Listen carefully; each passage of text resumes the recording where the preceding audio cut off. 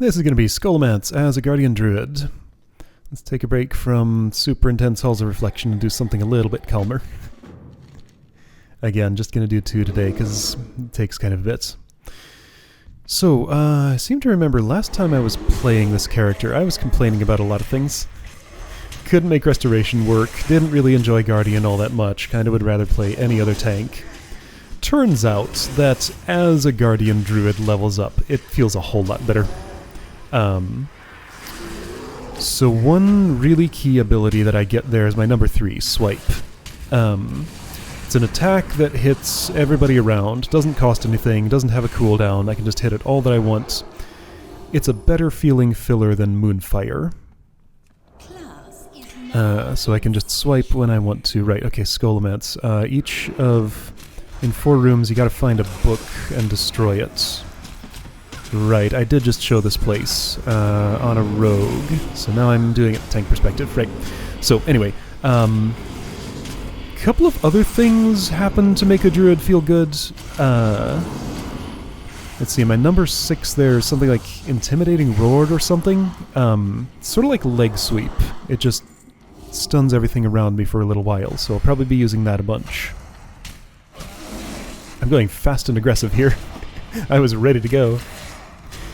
Iron Fur, right, that's my defensive. I put Maul all the way over on number 7. That's my rage dump if I have too much, which actually happens a bunch.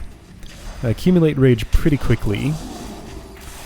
So, let's see, how does a Guardian Druid rotation work again? Mangle and Thrash, number 1 and number 4, both have cooldowns that take 4 actions to cool down. So I can mangle something else, something else, something else, mangle something else, something else, something else. Same with Thrash. Usually I want to use those whenever they're up. So basically I have those 2 always actions and 2 filler actions in between. However, there's also a skill called Gore, which I forget what triggers it, but sometimes I get free mangles. The reset gets the cooldown gets reset. The book's over here, by the way. That's why I'm going this way. So extra mangles get inserted sometimes. I want to maintain Moonfire up to a certain number of targets. And, you know, make sure Iron Fur is up when it needs to be, and dump Maul if I'm rage capped. It turns out what I really like in a tank class, well, any class in this game, is a lot of things to think about and decisions to make moment to moment. So, decisions I'm making here are, okay, so I'm remembering sort of the heartbeat of Mangles and Mauls, or sorry, Mangles and Thrashes. Every 4, I do one of those. 2 people have already died. Whoops. Oh, right. So, I learned this recently when I was playing a different character. I always assumed that those sudden deaths I saw in this fight were from people standing too close to the ice wall that's advancing. I don't think that's it. It's actually, there are little frost runes she puts down on the ground. I got to experience that firsthand when I was playing a warlock, who you haven't seen yet, but I have a warlock. He's fun. Yeah, so those little frost runes on the ground, move out of those quick because they'll kill you if you don't. That's what I learned. Anyway, yeah, so right, 2 actions that always want to be in the rotation, Mangle and Thrash. Filler actions. I don't want to cast Moonfire again if it's not about to expire on my main target, if I have just 1. Swipe is what I want as my filler if I have nothing else to do. Maul if rage is too high and would cap and I don't need Iron Fur. Iron Fur if I need extra defense. I guess that's it. But anyway, it's a very active moment-to-moment decision-making process that I have to do when I'm playing this. And it's a lot of fun. It's a whole lot better than just sitting there going 1, 2, 3, 4, 1, 2, 3, 4, like I was before. That was the rotation right up to like level, I don't know, mid-30s or something. I'm making my healer work pretty hard. What is my healer, by the way? Is that a Holy Priest? Yes, I see Renew on me, hearing Holy Priest sounds. Oh no, I died. So I see a hunter who's also died, a warrior who's about to die, and something else. What's that something else?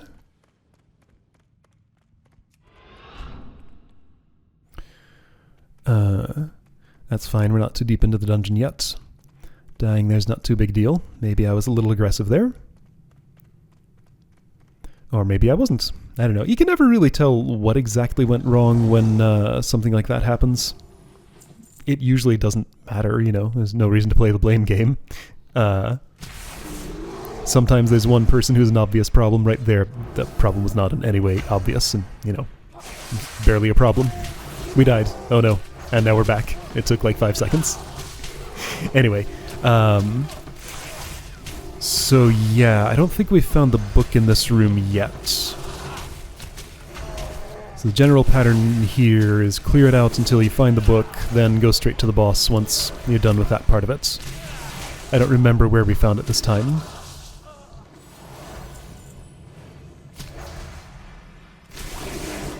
So Jandis Baroff, I think is her name, is standing over there, just out of range. We don't have to interact with her until we're ready. Yeah, okay, so assuming the 4 tomes goes in order, we're looking for Kel'Thuzad's Deep Knowledge in here.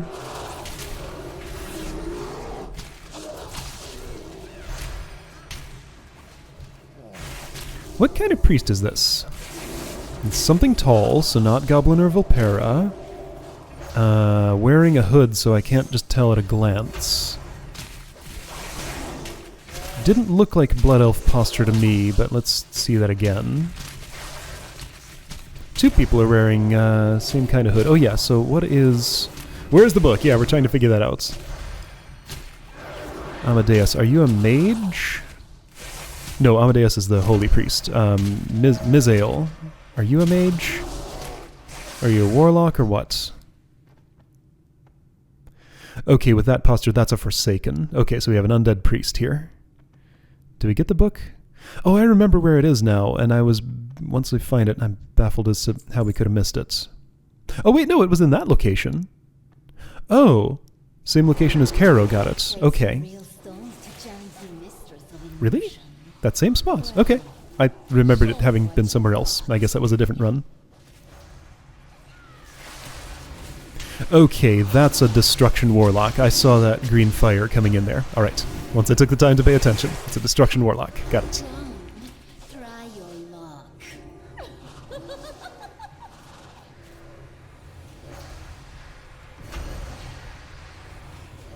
Looks kind of goofy when I'm casting Moonfire and moving at the same time. My feet don't do anything, so I just slide along the ground while that's happening. Wondrous Rapidity, yeah, just move behind her for that and you can dodge it. Even when I've let it hit me a time or two, it didn't hit all that hard, but, you know, it's worth moving out of those things. Just kill the illusions until the real one reveals itself. This fight is not any kind of big deal at all. Oh, my number 8 button, by the way, there is Survival Instincts. Has 2 charges.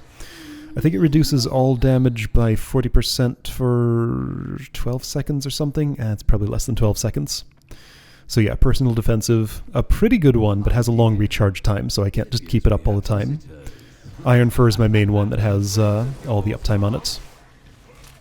You there, make yourselves useful and deal with these summoners. So I must not have Gore yet.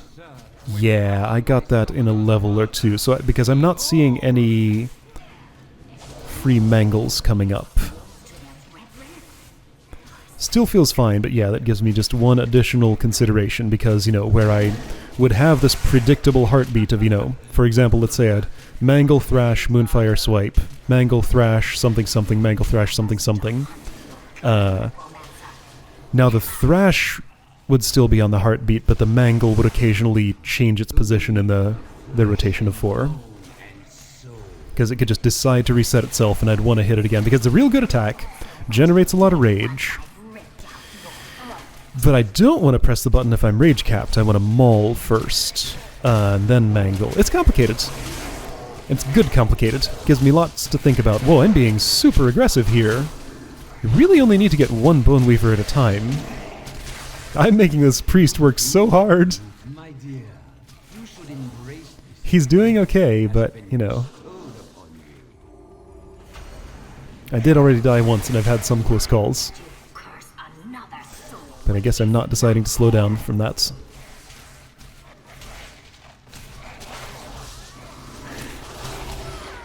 Run, necromancer. Your life ends once I catch my breath. Come, Voss. Your fate awaits. Right, the bone armor. Yeah, click on it. When you get bone spiked, click it again to be protected. Etc. Little confusing at first, simple enough when you know what to do. Yeah, so right, so I complained about Guardian Druid. It always felt, you know, it was always playable, but didn't start feeling good until late 30s, mid 40s or so. Restoration Druid, I've also more or less figured that out. I debugged my problems with it. You'll see another restoration run where I actually do okay on it. It's fine. Druid's cool.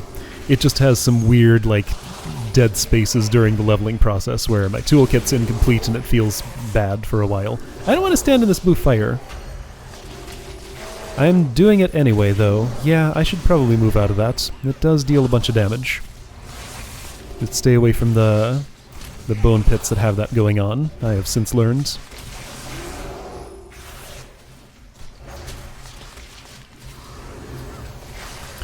At some point, I don't know if I have it now, but I get a personal heal. It's not quite like Light of the Protector, but it's sort of similar. Frenzied Regeneration, it's called. It is a lot like Light of the Protector, just takes a moment to kick in. Like, instead of instantly zapping me for half my health, it gives me like half my health over a few seconds.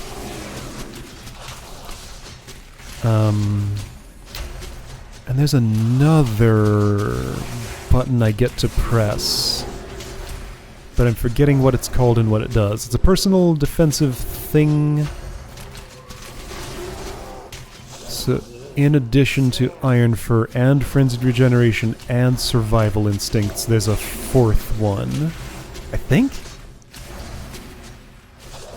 Yes, Barkskin, that's the one. I have it now. I'm just forgetting about it. Mm-hmm.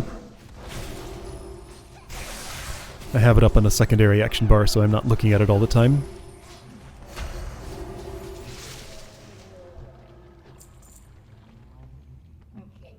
That thing is gross. Where's the book? There's the book.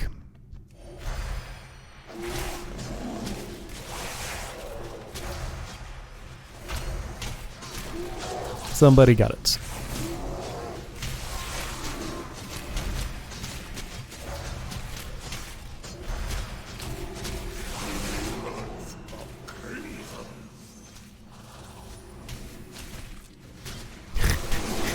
This guy's enjoying what's going on here, apparently. Yeah. This is the school of necromancy, so I guess they'd be into death and everything that entails. Did you forget, girl? Oh right, you don't talk to the skull, you just open the gate yourself. Mhm. I won't let you.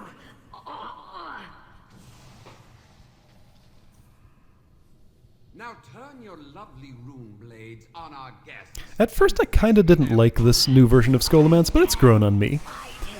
I still wish I had access to the old one, because there was a lot more to it. It was like twice as big as this. So many side chambers that just do not show up in this version that I kinda miss. They were cool.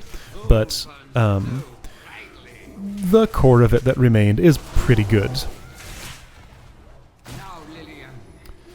Some of these bosses you fight are the same, some of them are not. Rattlegore was there, Jandis Barov was there, I'm pretty sure, Darkmaster Gandling definitely was. Lillian Voss was not, she's new. I think she's a character who might just not have been in the story back in Classic. Or if she was, she certainly didn't have as pronounced a role as she does now. What? Die, necromancer! The bones. You rat! Alright, next book room. Actually, last book room, yes. The viewing room. It's not up there. It's down by the professor. Nice and easy. That's the critical path anyway. Nice and easy, I say, but still gotta be careful not to get too many extra board students on our way down there. Sometimes you gotta clear this whole room, sometimes you don't. Sometimes not clearing it might be more dangerous. It's not like there's a lot of movement during the Professor Slate, that's his name, the Professor Slate fight. But there's some. He puts poison on the ground, I think.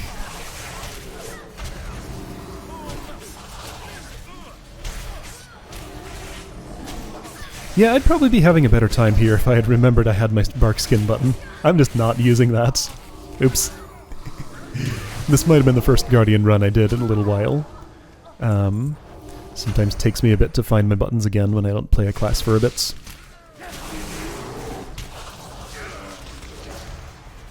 The Dark Grimoire, somebody got it. Great. Last book. Yeah, there's the poison on the ground. Don't stand in that. This is like a Brogok sort of dude. He just goes down with, you know, breathe on him too hard and he's gone. He has a tiny health pool compared to everybody else. Alright, those students are going to see us. They always do. Can't get away with ignoring those.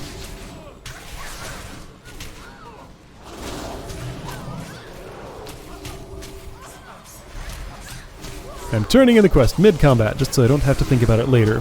Except the talking skull comes along and turns into somebody else at the end. So I could just turn it in then instead of turning it in now. There's no reason to do it now. I guess I just do it because it's there. I see a gold question mark on my screen. My instinct is just get rid of it, you know. The quest is done. Turn it in. It's time. By the way, Wild Charge, my minus key. It's kind of like a Warrior's Charge, but instead of dealing damage when it gets there, it stuns the target for a moment, which of course doesn't work on bosses, so it's just a move me to the boss's location button when I'm using it on a boss. Bull Rush, then the one next to it on equals, that's a High Mountain Tauren racial that just charges forward a little bit, not toward any particular target, it just moves forward, and I think does damage to things in its path. So it's a nice little mobility increase. Not really relevant to a whole lot else, though. And since I'm a druid, you know, I have cat form, I have dash. Lots of ways to move faster. But still, sometimes I just want a short little forward boost and that does the job.